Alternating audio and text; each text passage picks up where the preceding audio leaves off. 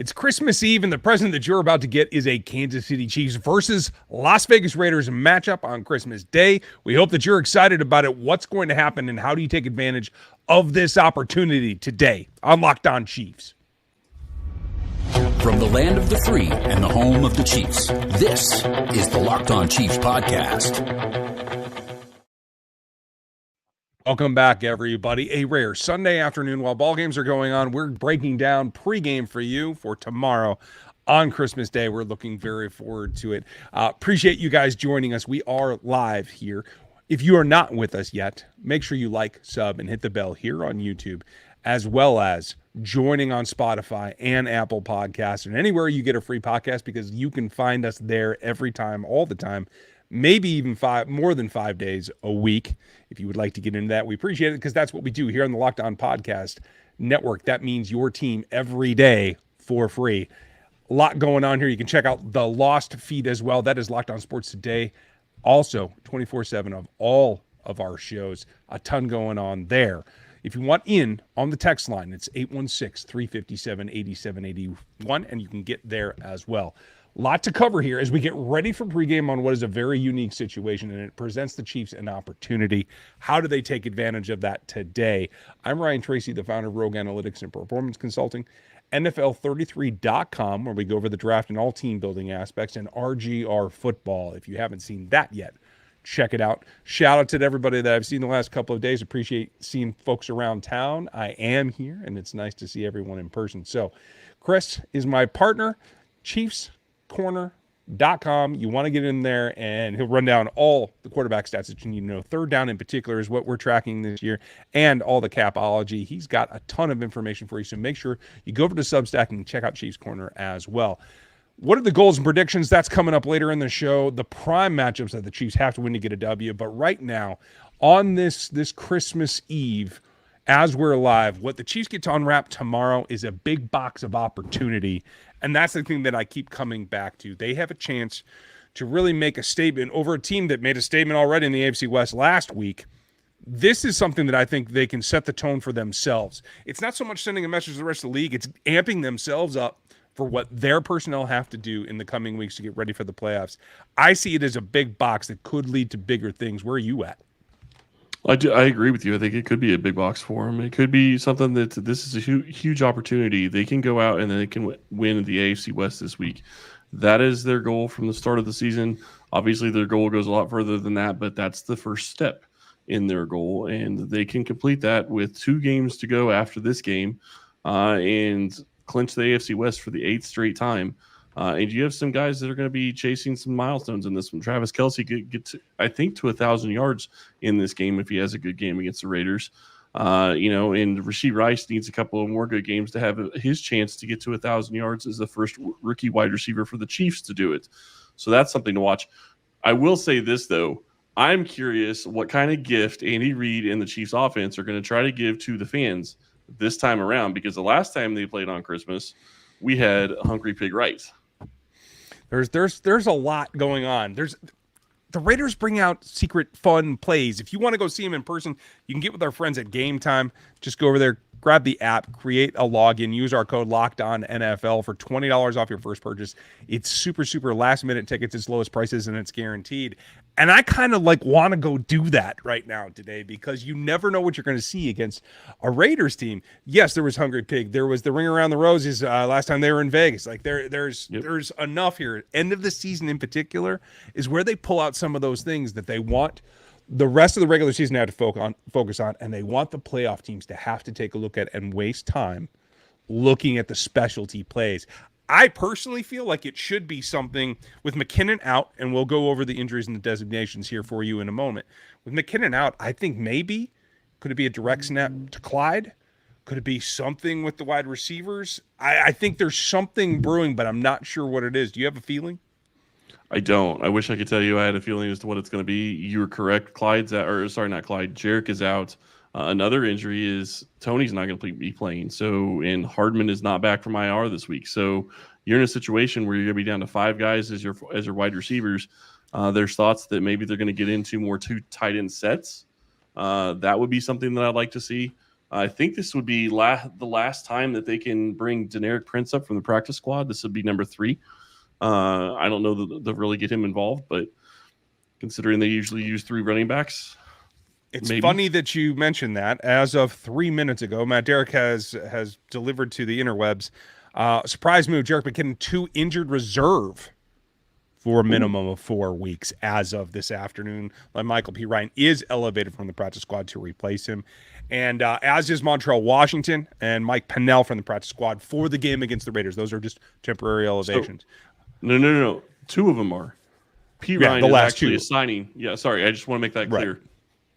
You said elevated. Yeah, Pennell, Washington. Sorry. Yep, Pennell and Washington are just for the week, but P. Ryan is to the 53 for McKinnon going to IR. I did not see that coming. It literally happened after we hit record here, folks. So I think what we're getting into is a little bit of a danger zone. Obviously, Jerick McKinnon's been a big part of the offense the last couple of days. It kind of gives some spark when other guys were hurting. Who steps up and takes that on? I can't imagine it's going to be Prince and P-Ryan, so it's got to be Clyde and Pacheco as a 1-2 punch. And that opportunity to sprinkle in those guys to get them some more reps, I think just elongates what the running back core can do, that they have to do that going forward. Well, and I will be honest, I actually kind of like the move. And the reason I like the move is because McKinnon needs to get that groin right. If they're going to make a deep run in the playoffs, he needs to get the groin right. Yeah. So at that point, he's been dealing with this for weeks. So put him on IR and take a chance at him being able to get the groin right over the next 4 weeks with no kind of, playing or no, practice or anything like that. So hopefully he's able to do that. We still don't know. And I still have the question if the Chiefs could get to the 1 seed, is he eligible for the divisional championship or would it have to be the conference championship? But regardless, he's out for 4 weeks. At least. And that could be 5 if they get to the 1 seed. Sorry. Yeah, no, I completely agree with you. A little bit caught off guard by that, but it is something that they've been prepared to roll with to this point. I think that they'll be all right trying to get it done. The question is, who has to win their matchups? What are the matchups that they have to have W's in, whether it's the running backs or other positions, in order to get their goal of just making sure that this is not much of a game at all and it is smooth sailing through the rest of the regular season towards the playoffs. They can do that, and I think that they can. But before we get to the matchups, we're going to give you a rundown of the action that you want to get in from our friends over at FanDuel.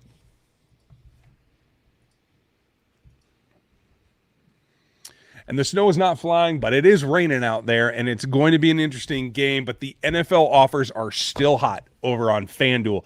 Right now, you can still get $150 in bonus bets coming back to you if you win a $5 moneyline bet, free and easy, over on FanDuel. That's $150 back in bonus bets if your team wins a $5 moneyline bet. If you're thinking about joining FanDuel, I know you've kind of been waiting on it, and it's getting that point in the season where it's a lot more fun because all the games mean more, and there's no better time to get in the action right now because of that. The app's super easy to use, and you can get in all the betting options, whether it's spreads, player props, money lines, obviously, the overs, the unders, everything that you're looking for.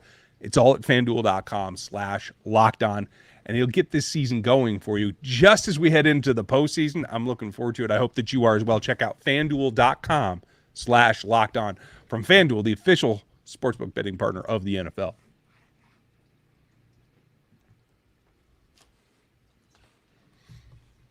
Matchups are matchups are matchups. And here's where it gets a little bit tricky, because I would have told you until the news just a few minutes ago that Jerick McKinnon is not going to be anywhere near available. Now they have to double down in case of injury, re-injury to Pacheco or new injury to Clyde. They have to have another backup back. So it's got to be P. Ryan. It's got to be Prince, that they sprinkle some things in. And it was already going to be a focus for me in that I wanted them to attack the Raiders defense with the run game. I don't think it has to be special. I do think kind of a meat and potatoes approach of inside zone, outside zone, counter power, power goal line. Those are the 4 aspects of the run game that I really want to see them go. But that comes down to now you're using different people. And if you're going to attack someone on that defensive line, the guy that stands out to me is John Jenkins, that I kind of want to run at him. I'd kind of like to get to the second level where some of the linebackers have been playing well overall. Let's see, you got Masterson, you got the strong safety Divine. I feel pretty good about where he's at as well. But I think that you can make not only yardage, but first downs in the run game, and I think they ought to focus on it. I think Chris is going to agree with me. Yeah, it's going to be interesting to see what they can do with Pacheco coming back. I do think that he is going to have a big part in this game plan, and I do think that they're going to try to get him involved, not just running but catching. And then you have Clyde Edwards-Helaire, who showed what he's able to do when he catches the ball in space last week.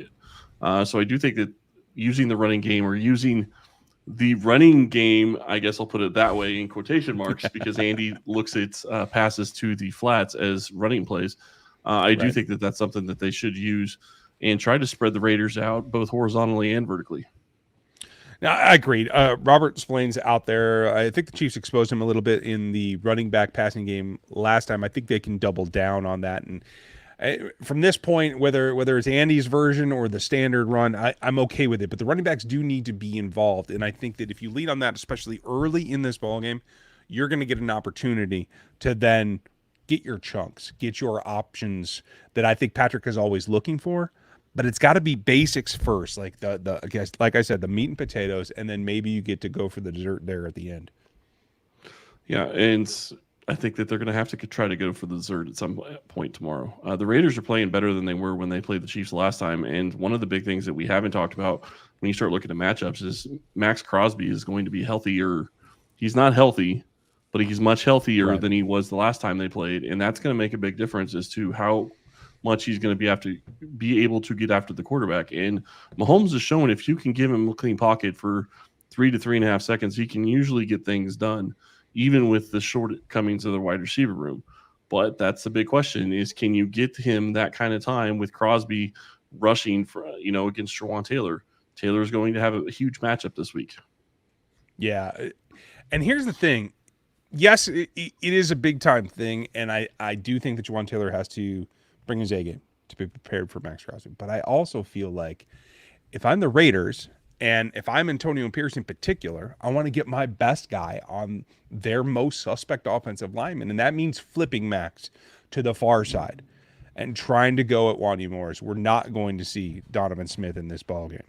It is going to be Wanya Morris, and I think that that's probably the more intense matchup for me, because it is a complete lack of experience against a guy that does power, and in particular long arm power, maybe better than anybody in the league right now, going up Wanya Morris, who has shown that power is the aspect of a pass rush that he struggles with a little bit.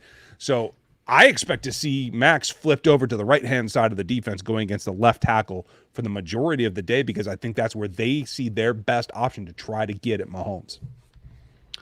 Man, I could see it. They don't seem to flip him very much. It makes a lot of sense to go against Crosby, it makes a lot of sense to go against Wanya Morris, and that makes a ton of sense from the Raiders' perspective. They just don't seem to go that direction very often, and I'm curious to see if they will do it this week. But one of the things that we've talked about already is the running backs, and that to me is actually something else that could come into this Max Crosby versus or anybody else on the defensive end line against the Chiefs is the running backs have to be ready to be prepared to pick up blitzes and to pick up guys coming out around the edge that they're supposed to be helping with. That is one of the things that Jerick McKinnon has been fantastic at for Kansas City for so long and will be sorely missed in this game. Clyde Edwards-Helaire, P. Ryan, and Pacheco all have to be ready in pass protection. Yeah, absolutely. And you have to be able to pick up the first downs with someone else. We all know what Rashee Rice has been doing. Rashee Rice has to continue to do that, and you have to continue to feed him. You have to continue to feed Travis Kelce, who has a way of going and getting the Raiders a little bit. But if you have the time, you also have to find someone to be a third fiddle. With Kadarius Toney out, with Sky Moore on IR, it becomes who else can stand up? Is it going to be Justin Watson or MBS, who we've seen be prolific at times in terms of being the number 2 receiver target behind Travis Kelce or something like that? Or does it get a little bit different? With Montrell Washington coming up, you expect to get him some wide receiver reps. Obviously, Richie James is in the mix, and I hope that he is the third fiddle guy that you look to move the chains with, that you look to take advantage of the attention that will go to Rice and Kelce. I think you have to feed Rice, and then you have to come right back off of it in targeting Richie James. Yeah, I know, and I think that one of the reasons Washington's up is because they're looking at him as being the primary returner, and I don't think James is going to get any returns at all. I think he's probably going to get, I'm hoping 20 to 25, maybe even 30 snaps. He needs to be somebody that they use in this offense, mainly because, and unfortunately it's the reality, but mainly because they don't exactly know what they have in him. He's played, but he hasn't played a ton. He was out for a very long time, and they've given him very few snaps. And the snaps he's gotten, he's done pretty well in production. But you have to play him more. You have to see if he can be a guy that can get you, maybe 100 yards in a game when they're going after Kelce and Rice consistently. I mean, that's a possibility with any of the wide receivers on this group, because Mahomes is going to throw it to who's open and to who he trusts. If James gets enough snaps, maybe he could be that guy. You got to find out this week. Yeah, and you got to find out how you can move him around. Amik Robertson is going to have his hands full with Rashee Rice, in a body type issue. Amik will play overly aggressive. I think there'll be opportunity to go over the top of him. I think Richie James has a different but a welcome matchup as well, because I think he can then also, if he gets out on the outside, attack Robertson in a different way, especially knowing that the physicality will be there against Rice. I think he's going to have an opportunity to shake him loose and really attack the middle of the field between the hashes. You also have a young guy in Jacory Bennett who's been playing pretty good for the Raiders, but I do think he is susceptible to some of the more crafty veteran type moves that I would also look at trying to pepper the two of them until you see what you can get away with, and then really manipulate the underneath routes in order to get a chunk play over the top. Yeah, and we're sitting here talking about all the matchups on the offensive side. I think we need to flip it over to the defense for just a moment. You look at how this game plan went the last time the Chiefs played the Raiders, and it was Davante Adams going against L'Jarius Sneed. And go back to that game plan. Go watch the first half. It looked like Sneed was going to get blown up that day. I'm just being real. He had, 75 yards in the first half? But then they made adjustments in the second half, and he wasn't targeted again. That is what they're going to need from Sneed from the start to slow this offense down, because you're going to have to choose, are you going to slow down the running game? Because I do think Josh Jacobs will have a bigger effect on this game than you would expect, just because he's coming back from injury and they're expecting him to play. I do think they're going to try to get him the ball often. And then you're looking at the other guys that they have at wide receiver. Hunter Renfrow is a guy that they've started using since Pierce has come back. And they still have Jacoby Myers as well. And they're tied in. I mean, you have weapons on that offense, so you have to make sure that you got Davante Adams taken care of, because you can probably use double teams on Myers if you need to and take him away, which then leaves you to the point where you are trying to figure out how to guard Hunter Renfrow and Michael Mayer versus trying to guard all four of them, because I do think Sneed is going to have the ability to shut down Adams to some extent. Limit him, that's for sure. I look forward to seeing just how much they throw at him of Sneed and the physicality part, because I think that's a really, really interesting matchup for a guy who's trying to make a little bit of noise here before free agency as well. But what are the goals for the team overall, particularly on the defensive side? There's a couple of things they're going to hinge on this ball game. We're going to get to those coming up next.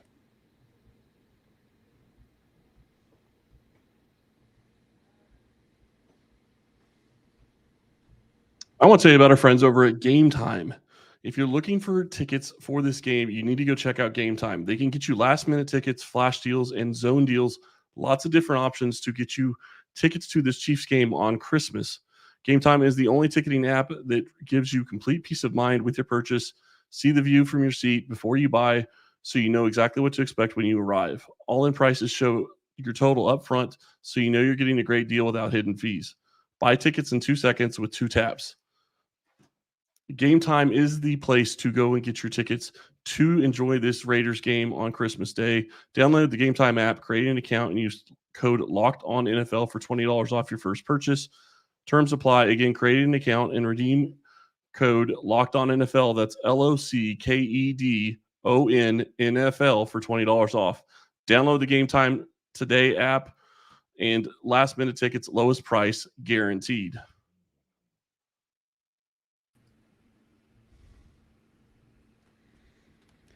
As we take a look at what the most important aspects of this game, the goals to go, for the Chiefs versus Raiders here on the Locked On Podcast Network. That's your team every day for free on every platform. Make sure that you're subscribed here on YouTube and checking out Spotify as well as Apple and all the Audible type sites that you can get our feed for free. I think it's important to understand who you're going against. This is an interim head coach. This is a young quarterback. And I think if you just take a look at what they were able to do on a very successful day against the Los Angeles Chargers the last time, what it comes down to is it feeds right into Steve Spagnuolo and what he wants to do. The least effective portion of Aiden O'Connell's game was when he was blitzed. And so I think you're going to see a heavy volume of all kinds of crazy Spags blitzes. Yes, Trent McDuffie will be chasing him down. I expect L'Jarius Sneed to as well. I also feel like Nick Bolton, Willie Gay, maybe even Drew Tranquil will be blitzing as well, depending on how they rotate. I expect the Raiders to try to come out and use Josh Jacobs to try to keep them in base. So you might get a little bit of Leo Chanel as well. But it comes down to this. His last week against the Chargers, with the two outside pass rusher tandem, his completion percentage dropped to 45% when under pressure. And specifically when blitzed, I think he threw for 4 touchdowns. He got one of them in that particular situation. And he had the second lowest yards per attempt when blitzed. So I think this is a big green light for Steve Spagnuolo. Well, and he likes to blitz regardless. So yeah. You're in a situation where this is exactly what he wants to do. He wants to put pressure on QBs. He wants to give his secondary a little bit of added help because, I mean, if you blitz somebody and you make a bad throw, maybe you can get a turnover. That's exactly what this team wants to do. They want to be able to play fast. They want to be able to attack. And I'm curious if they put Josh Jacobs in this game and they try to keep Kansas City in their regular 4-3 defense, maybe they take Chanel off the field and they put in Tranquil anyway, because that gives you flexibility. And I'm not saying anything bad against Chanel, but he doesn't have the ability to cover like Tranquil does. And if you have that ability on the field at times, maybe that gives you the ability to send guys from different directions. In Tranquil, one of his best qualities is how smart he is when it comes to football and his ability to attack, his ability to fill in for Bolton when Bolton was out. Having Bolton in this game is actually a very huge key because he is going to be key in stopping the run. So lots of different things here going into this one. And that's what I think the defensive game plan ought to be, is go a little bit old school. Do what Gunther did back in the day. Take away the run first and then worry about where Devontae Adams is and where Michael Mayer is. And I think those two are the bigger threats to me, but and we can organize them however you want. But I do think it is basics for Antonio Pierce in particular, and for protecting a quarterback. I do think they want to establish that run for themselves. Jacobs has sometimes had some good games against the Chiefs, and I think whether you're blitzing or not, with Bolton's presence, stopping the run first, especially say the first 2 drives, I think has to be critical to setting the tempo for what the rest of the ball game is. Well, and you talk about stopping the run and for the first 2 drives, the bigger question to me is, can Kansas City get out to a fast start? If the Chiefs can find a way to get off to a fast start, and maybe you find a way to keep them, maybe they get a first down or 2 the first couple of drives. It doesn't really matter if they're still punting and not scoring points. If you can get them to where they're not scoring points the first several drives, and you get up 10-0 or 14-0 or something similar, they're not going to be able to run the ball much anymore. So that's going to help you in your defense regardless. Yeah. Situationally, if you can get them out of that, I think you're in good shape. If they're passing from a desperation or from a standpoint where they have to move the ball through the air, that plays into what the Chiefs want. It allows them to set up and tee off, and I expect days from a Menahue. I think George Karlaftis might be in for a nice day. I like that matchup as well. There's plenty of, I think, room for them to mix things up without divulging anything for the postseason. So I think this is setting up to be a nice Christmas present for the Kansas City Chiefs. I don't think folks in Vegas are going to be very happy. As this all comes down, for me, I think it is a little bit of a different situation. The preparation will be there. I expect the Chiefs to be more focused than maybe the Raiders are, given where they are.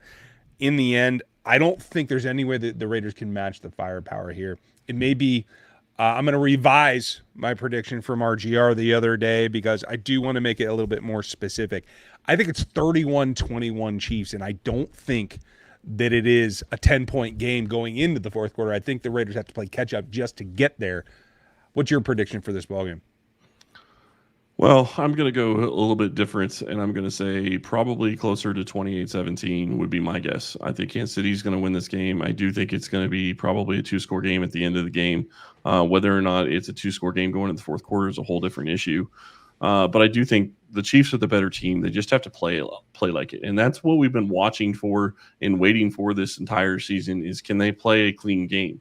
Well, at this point, you have several guys that have caused issues in the past not going to be in this game. Kadarius Toney, he's played well. He's had moments for the Chiefs, but not this season necessarily. He's not going to be in this game. So is it going to be a situation where you're not turning over the ball because of a stupid drop at a inopportune time? That's a big key. Don't give the Raiders a short field. They will score on short fields. If you make them drive the entire length of the field, I think that you have to feel pretty good about your chances there. The question I have for you, I'm going to set it at 1.5. Are you going over or under on number of trick plays the Chiefs run in this game as a Christmas present? I think one's going to be enough. I will take the under. I don't think they're going to have to pull out all the stops on this one. Well, I'm not saying I think they have to pull out the stops. I just think that they're going to try to have fun, and I think that they're going to really give the opportunity for their guys to maybe do a couple of things in this game that normally they wouldn't do. It's Christmas, and I think they're going to give a Christmas present to Chiefs Kingdom. So I'm going to take the over. I think that there's probably multiple different plays that they're going to run that aren't just kind of in the standard set of plays. Okay, well, we'll see if you're right. If we get a little stocking stuffer as long as a nice big box under the tree. We hope that you all enjoy your holiday, and I know it's going to be an interesting morning. A lot of us getting up early, kids, etc., and then joining us for the ball game. We will be live for you in our normal post game. We will try to have that up and running and ready for you as soon as you're happy, because I know you got to get back to other things. So we want to wish Merry Christmas and Happy Holidays to all of you out there in Chiefs Kingdom. I'm looking forward to it, and hopefully Santa will be on time tonight, and everybody be ready for the ball game tomorrow. You gotta hope so, and I do think that we're going to have a big present under the tree from Andy Reid, Patrick Mahomes, and company. I'm ready for it. Hope you are too, Chiefs Kingdom. Make sure you like, sub, and hit that bell. Check out Locked On Sports today if you're looking for more sports action all day today as you get ready for the holiday. Enjoy yourselves, and we'll talk to you post-game live.